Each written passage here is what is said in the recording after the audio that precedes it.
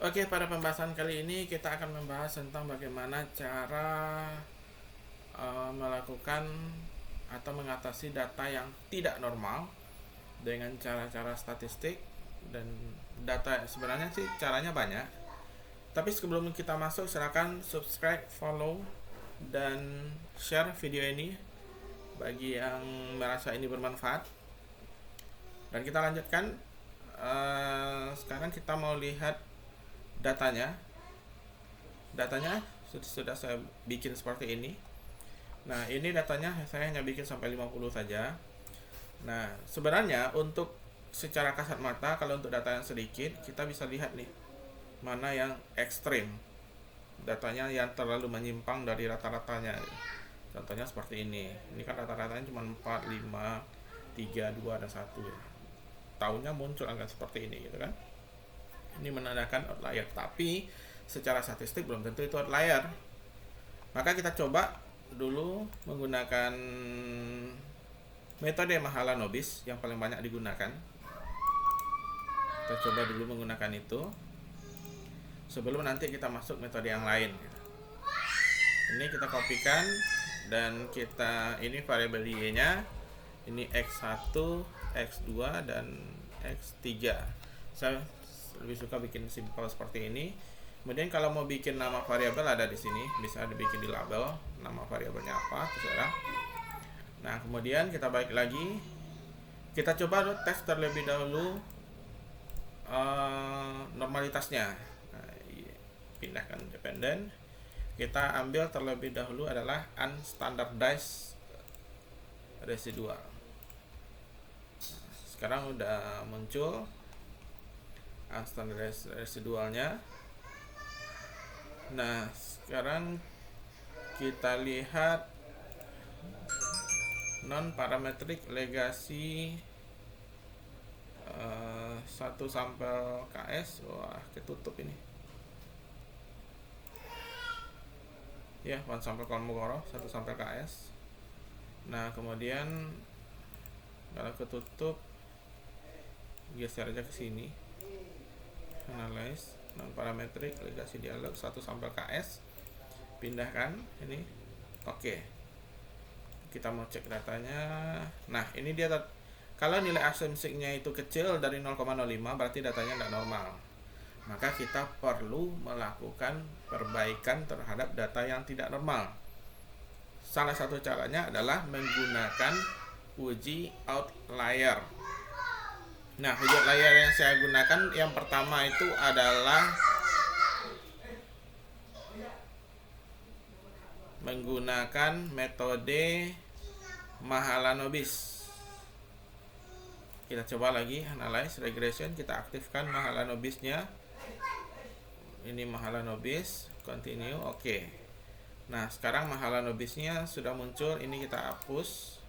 Karena kan ini sama aja dengan yang S2. Nah, sekarang kita lihat transform compute, kita aktifkan probability dari Mahalanobisnya. Ini cara yang lebih gampang. Ini 1 dikurang buka kurung mana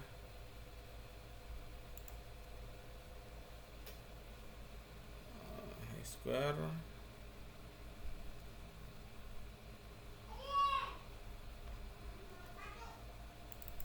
di kanan. Ini adalah masukkan yang pertama nilai Mahalanobis, dan tanda tanya yang kedua adalah jumlah variabel independen. Karena di sini kebetulan jumlah variabel independennya hanya 3, x1 sampai x3. Nah, kemudian tutup lagi. Oke. Nah, kita lihat angkanya di sini. Nah, ini hanya muncul 2 angka, kita perlu sampai 4 kotak atau 5. Nah, ini kalau udah muncul, ini sebaiknya dikopikan ke sheet 2 supaya nanti data mentah ini tetap ada gitu. Karena sistem yang kita pakai sekarang ini adalah membuang-buang data. Nah, ini untuk probability dari Mahalanobis. Sekarang kita coba buka nih. Kebanyakan. probability dari Mahalanobis. Nih klik kanan, paste. Nah sekarang kita bisa buang data. Pertama buang data yang kecil dari 0,001. Kalau kemungkinan itu cuma sedikit, buang dengan 0,01 di bawah yang kecil dari 0,01. Contoh ini 0,005 dan ini juga 0,000 sekian. Satu lagi kita punya nih 0,00 juga. Jangan lupa ini ditandai nama itunya, sampelnya, jangan lupa ditandai. Dan ini kita langsung buang di sini aja, karena di sini juga kelihatan. Ini langsung dibuang. 1, 2, 3.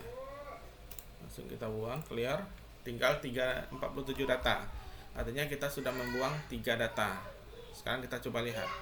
Analyze, regression, linear. Sekarang coba kita hapus karena ini nanti mengganggu takutnya. Unstandardized. Oke. Kita coba yang baru, apakah dia sudah bisa dikatakan normal. Analyze, non parametric legasi dialog. Ini yang terakhir, ini adalah yang paling baru. Oke. Ternyata datanya masih belum normal. Apa yang harus kita lakukan? Kita coba metode kedua dengan menggunakan box plot. Metode ini kita hapus lagi. Kita pakai lagi data yang awal. Kita pakai data awal. Kemudian kita coba. Ini kita hapus ya semuanya. Klik kanan, paste. Nah, ini udah kembali datanya 50. Sekarang kita coba analyze, descriptive, explore.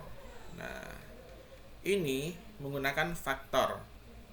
Ini dianggap X1 sampai X3 dianggap faktor, karena cara ini bisa dibilang cukup ribet. Tapi kita coba, tapi nanti ada datanya, cara yang paling mudahnya. Kemudian aktifkan outlier, continue. Oke.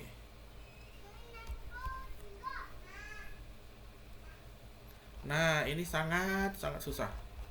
Dan ini kita akan sulit mencari datanya, mendeteksi datanya ini akan sangat sulit.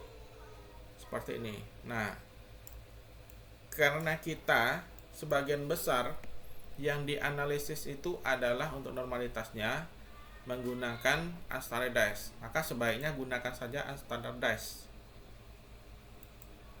Maka kita lakukan regresi linear. Aktifkan kembali unstandardized-nya, save itu dengan mengklik unstandardized, continue, oke. Nah, kemudian kita nggak fokus di sini, kita lihat analyze, descriptive, explore, keluarkan ini semua. Nah, kita pakai yang ini saja, unstandardized, letakkan saja di dependent. Kemudian pastikan outlier ini tercentang, continue, oke. Nah, ini kita nggak terlalu pusing gitu. Karena nanti yang kita unstandardized kan juga, yang kita normalkan juga yang unstandardized ini juga kan. Nah, ini dapat kita lihat, ini ada beberapa data yang outlier. Ini kelihatan di sini. Caranya adalah klik kanan. Belum muncul, klik kanan 2 kali. Nah, sekarang udah muncul. Klik di sini. Klik kanan. Go to cache. Nah, ini muncul, ini data yang dianggap outlier. Nah, ternyata 11 tidak dianggap, 21 dianggap outlier. 21 ini juga dianggap outlier. Nah, jangan lupa ini 11, 15, 26 sama 43 ini ditandai di sini. Di sini, tandai nanti. Jadi nanti kita tahu mana data yang kita buang gitu. Jadi data kita ini bisa kita ketahui ini yang dibuang, ini yang tidak. Dan ini data akhirnya gitu. Dan saya langsung saya buang di sini, langsung saya buang. Nanti dia lepas lagi. Caranya kembali seperti ini, klik kanan, go to cache, klik kanannya di sini. Dia kelepas gitu. Kita ulang lagi, go to cache. Oh, ternyata di sini klik kanannya. Clear. Nah, selesai semua. Nah, ini belum tentu jangan ini yang kita residualkan, karena ini kan data yang lama gitu. Kemudian kita regresikan lagi, analyze regression linear, karena ini sudah tercentang. Oke. Nah, maka yang selanjutnya kita uji normalitasnya adalah yang terbaru. Nih, yang paling bawah ini adalah yang terbaru. Oke. Nah, sekarang datanya udah normal. Andaikan data ini tidak normal atau belum normal data ini, maka lakukan lagi uji outlier pada data, keluarkan yang lama, masukkan yang baru ini. Oke. Nah, setelah dia muncul, kalau ini kan dia udah normal, karena kan nggak ada lagi angka di sini. Kalau muncul lagi angka di sini, maka lakukan metode yang seperti tadi, klik 2 kali, nanti klik kanan, go to cache. Ini kan karena ini nggak ada. Nah, kemudian buang lagi datanya, tandai lagi mana yang dibuang gitu. Sampai dapat datanya itu normal. Kita nggak perlu ini sampai habis, sampai hilang ini nggak perlu. Yang penting sampai datanya itu normal. Kalau datanya udah normal, udah kita bisa pakai datanya gitu. Nah, sekarang kita cek datanya, ini udah hasilnya menjadi seperti ini gitu. Hasilnya akan berbeda dengan yang pertama.